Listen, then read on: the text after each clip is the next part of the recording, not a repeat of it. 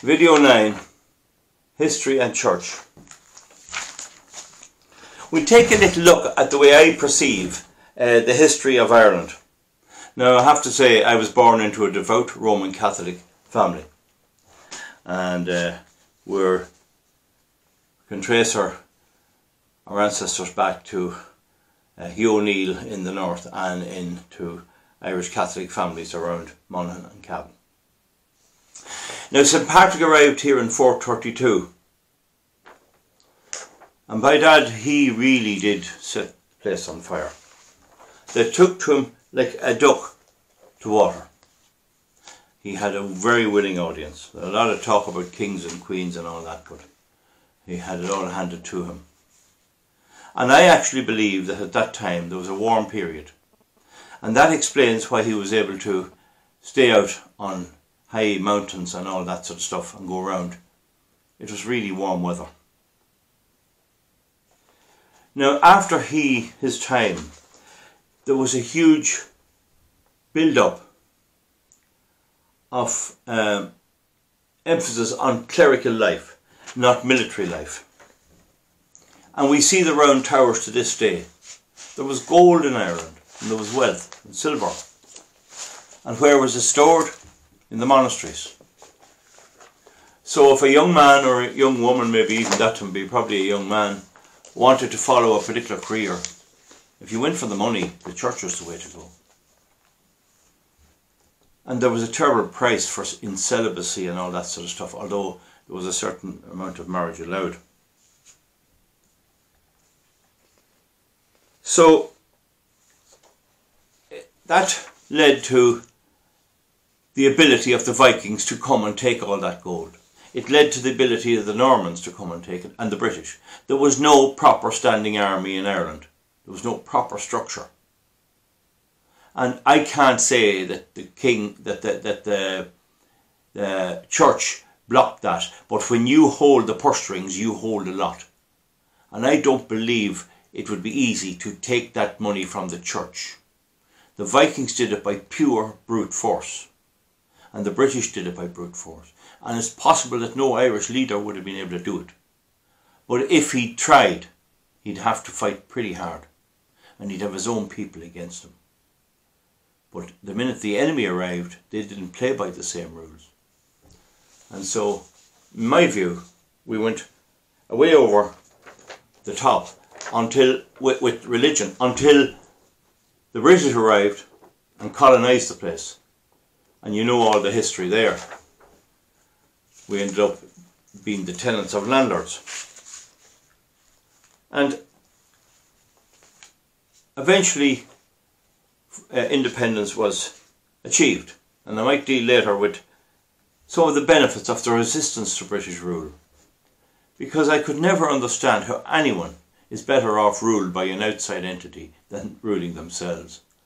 I'd much rather make decisions about my well-being than have somebody else make it for me. And when we got independence, we had Michael Collins, and of course he was killed. And we all kind of feel that maybe he'd have set up a better society and a better government, but he was killed. Naturally, in my view, the Irish weren't going to leave him alone. But in 1932, there was the Eucharistic Congress. And there's a person living today who remembers it, a man. And he remembers the cars going the road at about 5 o'clock in the morning, and he got up to milk the cows, and he was going on a bus. And the Phoenix Park was cordoned off with ropes. And there was great fervour and excitement. And during it, the Pope Pius, I think it was, he broadcast a message from the Vatican by radio from Athlone. They set up Athlone radio station at that time. It was, I think it was 2RN or something like that was the name of it. And the O'Connell Street was a lovely scene. I mean, it was it was really awe-inspiring. And Count John McCormick sang Panis Angelicus, that famous song. And my friend remembers that there was the same amount of toilets for the women as the men. But the women were taking a lot longer to do their business. And eventually there was such a queue behind the ladies' toilet that they had to do something. And they took over the men's toilet in his section. And the men went bananas and there was a terrible shamazel over the toilets. So in all of their great and advertised planning, and they had a lot of that, they couldn't count, and I go back to my original video, they couldn't count the toilets that women needed a little longer. They needed a few extra toilets than the men. And that's just a little bit of fact. I have that from a very reliable source. Now the Eucharistic Congress was a counterbalance to British rule. As you see, the lid was lifted off and you got an explosion of fervour, a type of nationalist religious fervour. Now my own view is, I do like the bit of nationalist myself up to a degree, and I'm very wary of any religious fervour. But today, I'm one of the few, along with people who are on the same political views as me, I'm one of the few who wants to preserve the Christian religion as a part of our heritage and culture for the long term here. And that's not very popular. So people who would say to me in 1932, you're wrong, the church is the whole centre of our life, are gone.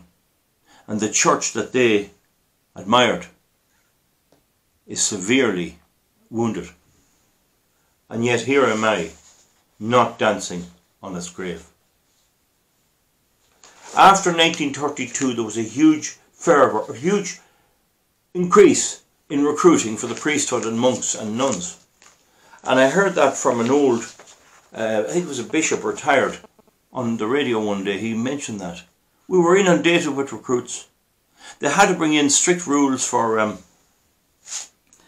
physical and mental health. To have a son in the priesthood was the dream of every parent.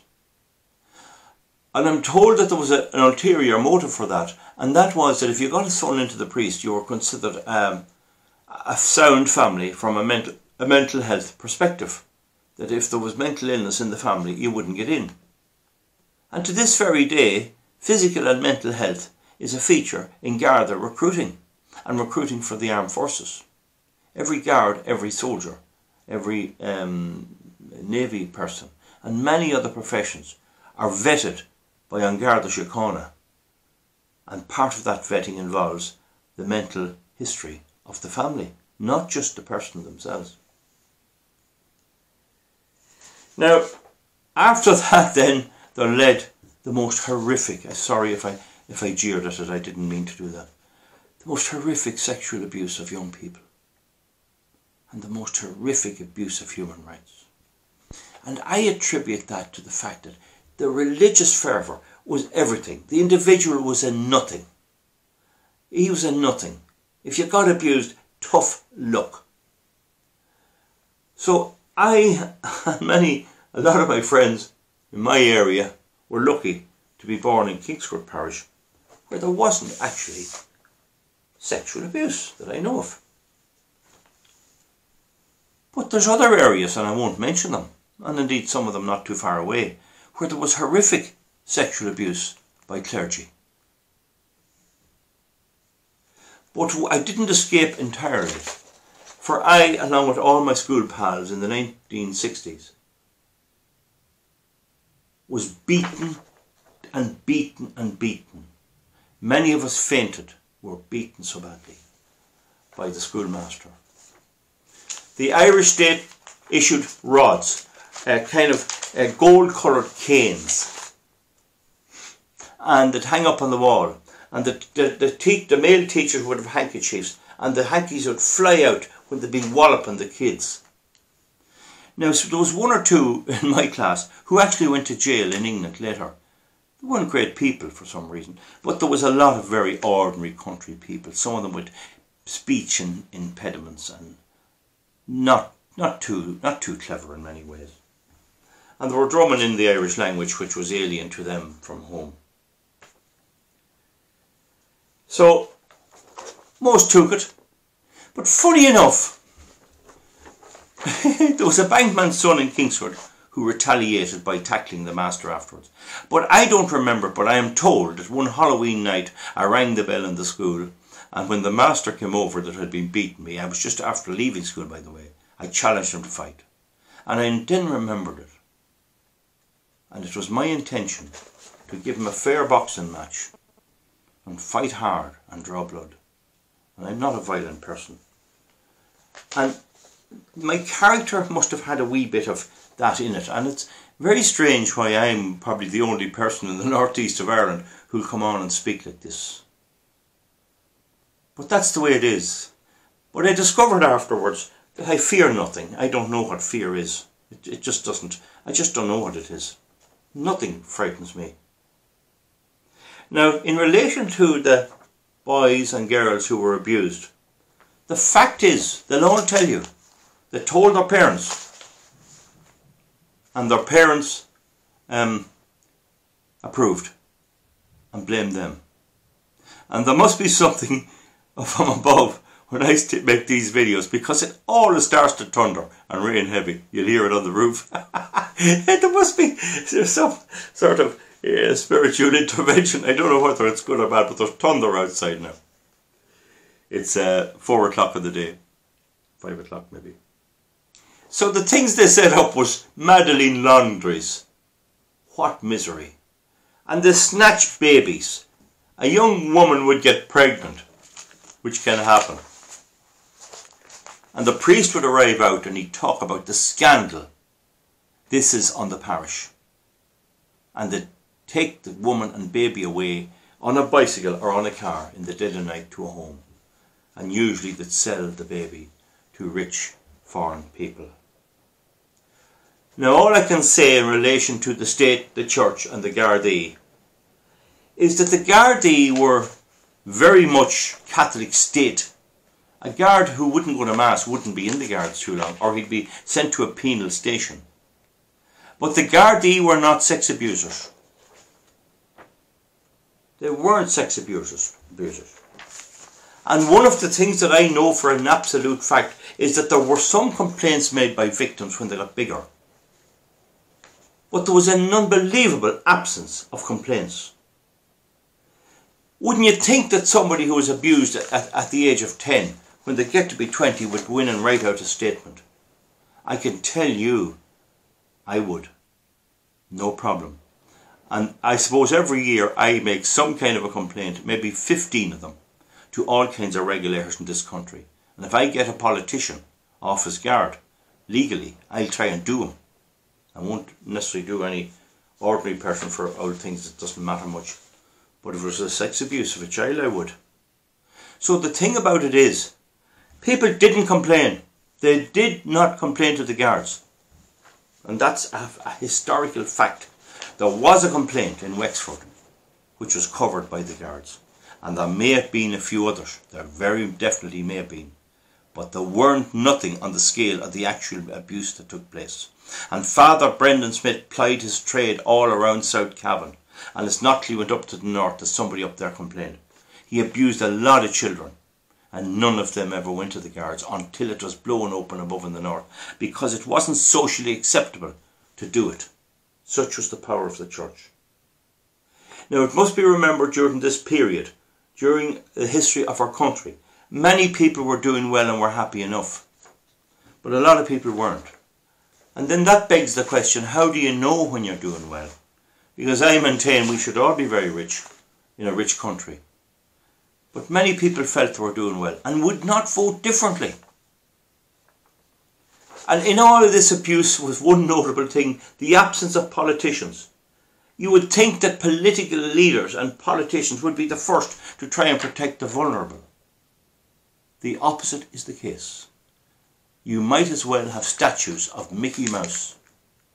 And that was the case right through all the inquiries and everything else, with a few exceptions.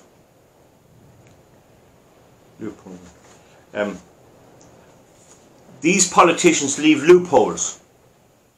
They leave weaknesses in the law that let all this happen. They never actually promoted it. Today, if they want to cut down on drunk driving, they go all out. But there's many other areas of the law, as I will draw attention to, which they don't. And our regulators, our press regulators, our advertising regulators, our financial regulators, as I'll be telling you later, don't work in this country at all, because I test them every week. They don't work. And Patrick Neary was the financial regulator who said to one of the cowboy bankers and builders, "Good on you, Paddy." He's off on his big pension.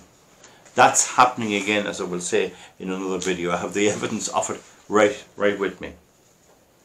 Now, Sergeant Maurice McCabe, there was an inquiry, and he broke out. He couldn't stick this, and he stuck to it. It took a certain type of character to do that. But one of the things about it is, I understand Jim O'Doherty, who I'll talk about later on, did try to help. But John McGuinness, when he met the commissioner, who started talking about headbangers to him, realised this was a dangerous situation for him, and he blew the whistle that brought to the inquiry. So in the case of John McGuinness, I have to say that he seemed to vindicate himself, and he's a man I actually have a good time for. I read him a few times. He's a nice type of a man. But if you see the other name here, Frances Fitzgerald, she was the Minister for Justice. Now, why didn't she do her job? She didn't do her job. Unfortunately, I don't live near her, or I'd be meeting her every day coming home every time she comes back from Europe. Instead of that, the people of Dublin voted her number one. Number one. This proves the corruption is in the people. As they say, if it's in the cat, it's in the kitten. Sometimes I get a bit annoyed. There's a place for religion. There's a place for religion. And it's a funny thing, as I said, that I'm not for destroying the Catholic religion. Because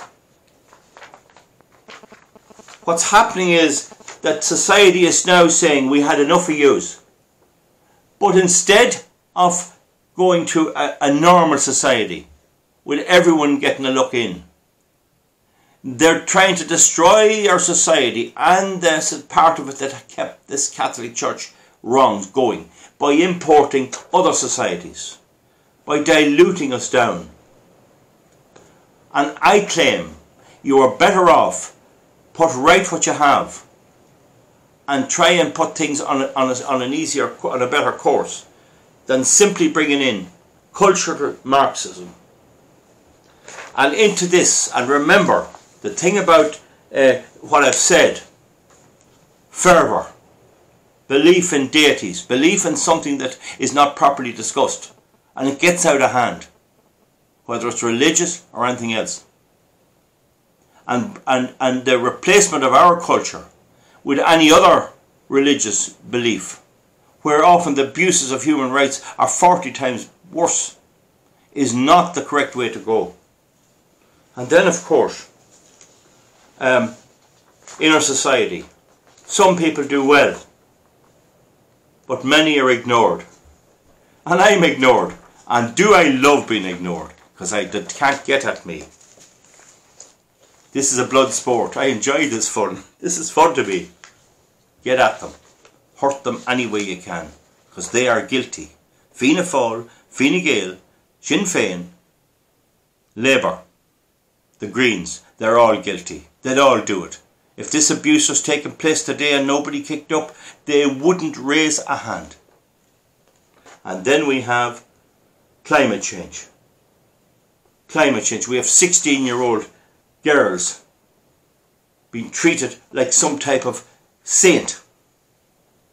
I'm speaking about Greta Thunberg. And so we have always a reason to ignore the individual's rights in favour of some bigger scare. You'll go to hell. You're bloody better in hell than a Magdalene Laundry.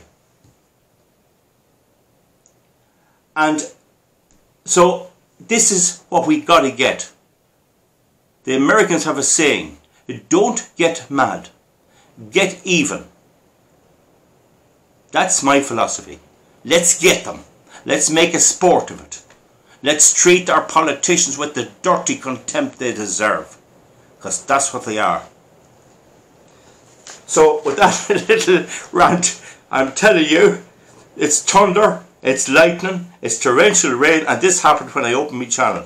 And I don't know whether the gods are angry or pleased. So with that anyway, thank you, and we'll see you back in a while with another video. Thank you very much.